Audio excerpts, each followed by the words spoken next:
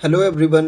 आज के इस इम्पॉर्टेंट सेशन में एक बहुत महत्वपूर्ण इनिशिएटिव के बारे में आप सबको अवगत कराना है और यह इनिशिएटिव मेंटोर पॉइंट और नियति आईएएस के संयुक्त प्रयास से किया जा रहा है। और इस इनिशिएटिव में यूपीएससी प्रीलिम्स 2026 को ध्यान में रख करके यह प्रोग्राम डिज़ाइन किया गया है।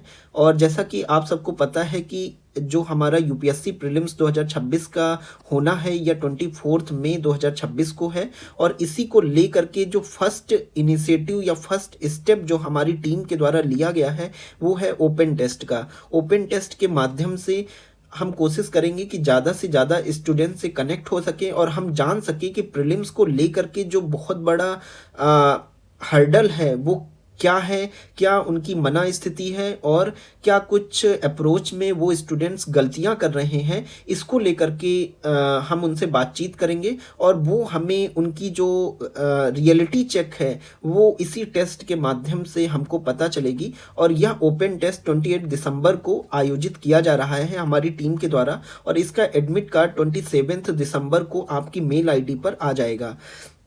अब इस इनिशिएटिव से जुड़ना कैसे है? इस इनिशिएटिव से जुड़ने के लिए आपको गूगल फॉर्म की लिंक इस वीडियो के डिस्क्रिप्शन में दे दी जाएगी।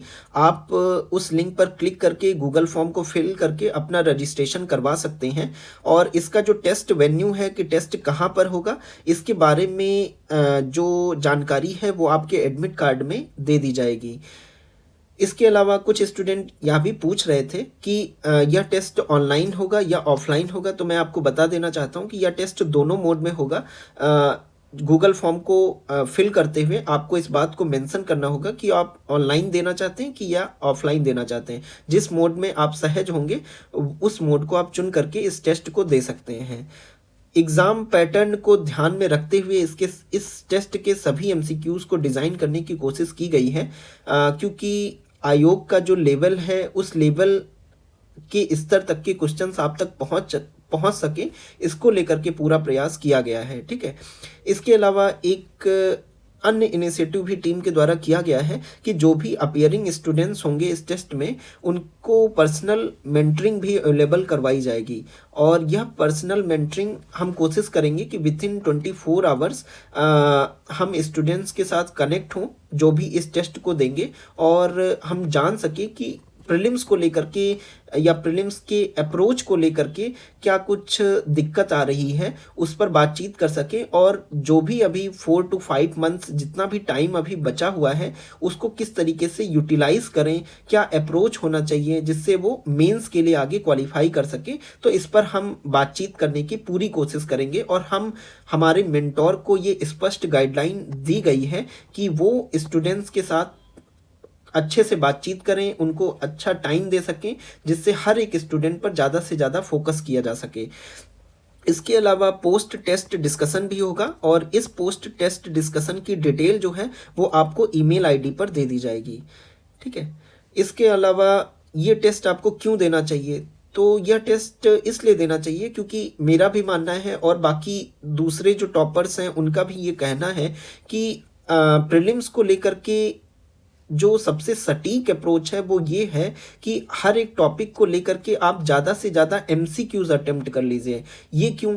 ये इसलिए कहा जाता है क्योंकि जैसे आपने ये कोई टॉपिक पढ़ा, लाइन बाय लाइन आपने टॉपिक पढ़ लिया। ठीक है। अब टॉपिक पढ़ने पर ऐसा होता है कि उस टॉपिक को आप पढ़ के निकल गए लेकिन किस तरीके से एमसीक्यूज पूछा जाएगा वो अप्रोच नहीं आ पाता है। अब जैसे इसी टॉपिक को आप पढ़े और इस टॉपिक को पढ़ने के बाद इसी से 4 to 5 क्वेश्चंस कर लिए, एमसीक्यूज कर लिए, तो इस टॉपिक से किस तरीके से एमसीक्यूज पूछने की पॉसिबिलिटी रहेगी और अगर एमसीक्यूज आते हैं इस टॉपिक से तो क्या कुछ अप्रोच होना चाहिए वो सब आपको पता चल जाएगा। और इन केस अगर आप के क्वेश्चन गलत होते हैं तो आपको आपके दिमाग में ये इंडिकेशन जरूर रहेगा और एक मजबूत आपके दिमाग में ये छवि भी रहेगी हमेशा कि ये मेरा प्रश्न गलत हुआ था, अब आने वाले टेस्ट में इस तरीके की गलती नहीं करना है। तो मुझे लगता है कि एमसीक्यूज ज़्यादा करने से वो क्लिक मिलती है कि हाँ अब इस टॉपिक पर अगर इस तरीके का कोई प्रश्न आएगा तो इसको अब आगे से गलत नहीं करना है, वो बहुत ज़्यादा ज़रूरी है, वो क्लिक होना बहुत ज़्यादा ज़रूरी है, ठीक है। तो इसलिए मेरा भी मानना है कि आप टॉपिक पढ़ो और टॉपिक से रिलेटेड एमसीक्यूज भी करो, जो प्रीलिम्स निकालने के लिए ज़्यादा बेहतर अप्रोच रहेगा, और वो इस ओपन टेस्ट के माध्यम से और बेहतर ढंग से आपके सामने प्रस्तुत होगा, ठीक है। तो और बाकी टेस्ट मैंने यहाँ पर लिखा है, तो टेस्ट का मतलब कि आप अदर जैसे पीवाईक्यूज का अपना टेस्ट शेड्यूल करके घर पे दे सकते हो, ठीक है, या कुछ अन्य टेस्ट जो मार्केट में अवेलेबल हैं उनको भी अप्रोच कर सकते हो, ठीक है। तो ऐसा कुछ मेरा मानना है। इसके अलावा ये जो ओपन टेस्ट है इसकी जो टाइमिंग है ये 1 PM टू 3 PM है, और ये केवल और केवल जीएस का भी पेपर होगा, और जीएस प्लस सीसेट और यूपीएससी की टाइमिंग के साथ हम जल्द आपके सामने आएंगे, और हमारी टीम इस पर काम कर रही है।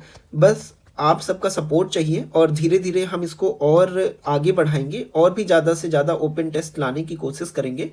तो मिलते हैं 28 दिसंबर को, और मुझे विश्वास है कि ज़्यादा से ज़्यादा स्टूडेंट इसमें पार्टिसिपेट करेंगे, और उनको रियलिटी चेक मिलेगा कि किस तरीके की प्रीलिम्स को लेकर के उनकी क्या स्थिति है, और उनको क्या कुछ सुधार करना चाहिए।